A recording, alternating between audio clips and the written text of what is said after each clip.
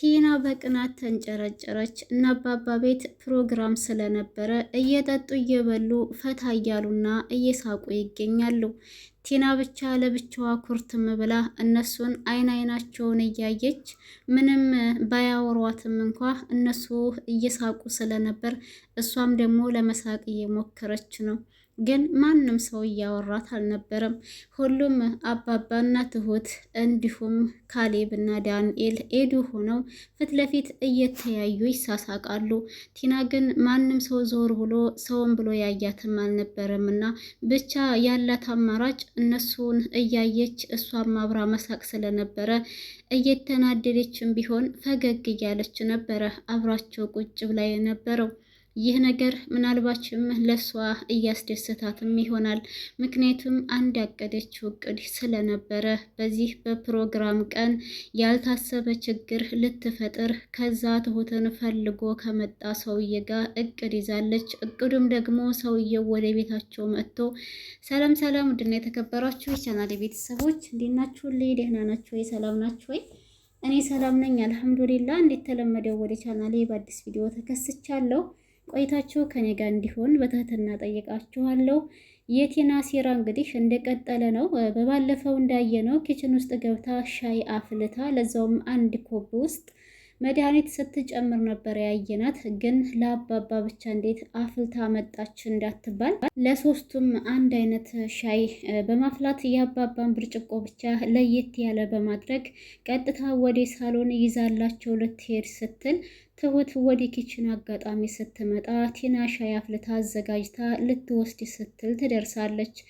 ቲናም ይህንን ነገር አድርገው ስለማታውቅ ትሁት ስለተገረመች አሁን አንቺ ሻይ አፍልተሽ ነው ብላም ስትጠይቃት ቲናም ደግሞ እንዴ ትሁቴ ምን አስበሽ ነው? እኔ ለሻይ አንሳለሁ እንዴ? ለምን እንደዚህ አልሽኝ? ይልቅንስ አሁን ቶሎ ብዬ ሻዩ ሳይቀዘቅዝ ወደ ሳሎን ይዤላቸው ልሂድ በማለት ያንን ያፈላችውን ሻይ ተራሮጣ ይዛላቸው ትሄዳለች። ትሁትም ነገር አለሙ አልተመቻትም። ብቻ ቲና ሁኔታዋ ደስ ስለማይል በመገረም እየተመለከተቻትም ነበረ። ከመቼ ወዲህ ነው ቲና ኪችን ውስጥ ገብታ ሻይ የምታፈለው? እያለችም ስላቆሸሸችባት ቦታውን ያን ልታጸዳ ስትል አጋጣሚ መድኃኒቱን ስትጨምር የተደፋ ነገር ስለነበረ ያንን ስታይ ትሁት ትደነግጣለች። ምንድን ነው ይህ ነገር ብላም በተደጋጋሚ ያንን ካየች በኋላ መድኃኒት እንደሆነ ተጠራጠረች መሰለኝ። ወደ ሳሎን ተሯሩጣ በመሄድ ሻዩን ሁሉም አንስተው ሊጠጡ ሲሉ ትደርሳለች። እናም ያንን ሻይ እንዳይጠጡት ትከለክላቸዋለች። ትሁት ይህንን ነገር ስትናገር ሁሉም ብርጭቆውን በእጃቸው ይዘውት ስለነበረ እንዴት ትሁት ምንድን ነው? ምን ሆነሽ ነው? ምን ተፈጥሮ ነው? እያለ ካሌብም ለብቻው አባባም የኔ ልጅ ምንድን ነው እያለ ይጠይቃታል። ትሁትም ቶሎ ብላ ቲና እንዳትናደድ ወይም ቲናን እንትን እንዳይሏት ብላ አይ ቲና ሻዩን ያፈላችው ሳታውቅ ቆሻሻ በሆነ ውሃ ነው፣ ንጹህ ባልሆነ ውሃ ነው ብላም ትላቸዋለች። ዳንኤል የዚህ ጊዜ ብርጭቆን በማስቀመጥ ሲጀምር መጀመሪያ እኔ ሻይ አፍልተህ ስትመጪ ጠርጥሬ ነበረ ሲላትም ነበር። ቲና የዚህ ጊዜ ትናደድና ምን ሆነሽ ነው ትሁት? እኔ እኮ አንቺን ላግዝሽ ብዬ ነው ያፈላሁልሽ፣ ወይንስ ስራሽን የነጠፍኩሽ መስሎሽ ነው ትላታለች። ይህንን ስትላት አባባ በቃ ልጆቼ አትጨቃጨቁ፣ እኔም ወደ መኝታ ክላሴ ገብቼ አረፍ ልል ነው፣ ሻይውንም ነገ እንጠጣለን ይላል። ትሁት ግን ከፈለጋችሁ እኔ አዲስ ሻይ አፈላላችኋለሁ ብላቸው ነበር። ግን ሁሉም ሰው ሻይ እንደማይፈልጉ ይነግሯታል። ትሁት የዚህ ጊዜ ቶሎ ብላ ያን ሻይ ብድግ ብድግ አድርጋ ኪችን ውስጥ ወስዳ ትደፋለች። የዚህ ጊዜ ቲና በመናደር ተከትላት ኪችን ውስጥ በመሄድ ለምንድን ነው እንደዚህ የምታደርገው ስትላትም ትሁት ስራዋ ስለገባት እንቅ አድርጋ ጉረሮዋን ልትገላት ነበር። አንቺ ሁሉንም ቤተሰብ ልትገሊያቸው ነበር አይደል? እያለች ሲተናነቁ ካሌብ ወደ ኪችን ሲመጣ ሁለቱም ፊት ለፊት ቆመዋል። ምን ሆናችሁ ነው ከማለቱ በፊት ትሁት ደህና ደሩ ብሎ ነበረ ያወራቸው። ትሁትም እሺ ካሌብ ደህና ደር ብላ ስትለው ግን ሁለቱም ላይ ልክ ያልሆነ ነገር እያየ ስለነበረ ሊሄድ ያለውን መለስ ብሎ ወደ ኪችን ውስጥ ይገባና ምን ሆናችሁ ነው? ምንድነው የተፈጠረ ነገር አለ ወይ ብሎም ሲጠይቃቸው ትሁትም ምንም ነገር እንዳልተፈጠረ ነበር ለካሌብ የነገረችው። ካሌብ ግን ፊቷ ላይ የሚታየው ነገር ልክ ስላልነበረ ምንም አላመነም። ቲና ካጠገባቸው ትታቸው ትሄዳለች። ጉረሮዋን ትሁት ንቅ አድርጋ ይዛት ስለነበረ ጉረሮዋን እያሻሸች ሄደች ማለት ነው። አንገቷን ነው ጉረሮዋን የሚባለው። ከዛ በኋላ እንግዲህ ካሌብ ትሁትን አንዳንድ ነገሮች ይጠይቃታል። ትሁትም እንግዲህ የቴናን ነገር ማጋለጥ ብዙም አልፈለገችም እና ለምንድን ነው እንደዚህ እየሆነች ያለችው? ለምንድን ነው የተናደደችው? የተፈጠረ ነገር አለ ወይ? ሁለታችሁ ጋር የሆነ ችግር ያለ ይመስለኛል ብሎም ሲጠይቃት፣ ትሁትም ደግሞ ሻይውን ያፈላችሁ በቆሻሻ ውሃ ስለነበረ በቆሻሻ ውሃ ነው ያፈላሹ፣ ለምን ብለሽ እነሱ ፊት ተናገርሽ ብላ ነው የተናደደችው እንጂ ሌላ ምንም የተፈጠረ ነገር የለም ትለዋለች። ካሌብ የትሁት ንግግር ስላላሳመነው አይ ትሁት እባክሽን አትደብቂኝ፣ ለማንኛውም ቲናን ኪችን ውስጥ እንድትገባ አትፍቀጅላት፣ እኔ ቲናን አላምናትም ይላታል። እንዴ ካሌብ ለምንድን ነው እንደዚህ የምትለው ብላም ስትለው እሷ ምንም የምትታመን ሰው አይደለችም፣ ምናልባችም ልትመርዘን ትችላለች ብሎ ሲላት ትሁት የዚህ ጊዜ ትደነግጣለች።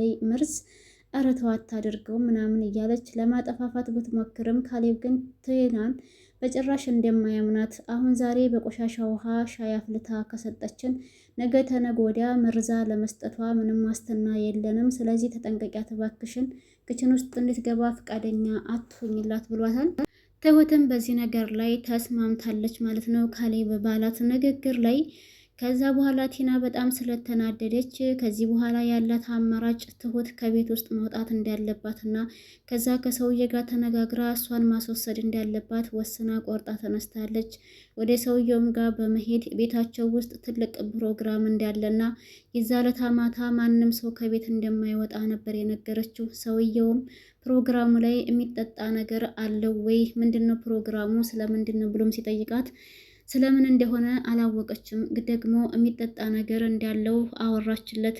ሰውየውም ስለዚህ ይህ ነገር ለኔና ላንቺ ምቹ ነው ማለት ነው፣ ስራችንን በአግባቡ መስራት እንችላለን ማለት ነው ሲላትም እሺ አዎ እንችላለን፣ ግን እንዴት አድርገን ነው መስራት የምንችለው ብላም ስትለው እሱም ደግሞ የዛ ቀን ፕሮግራም ያለቀን ጠጥተው ሁሉም ስክር ሲሉ በሌሊቱ ገብቼ እኔ ሰውየውን በትራስ አፍኔ እገለዋለሁ ብሎም ይላታል።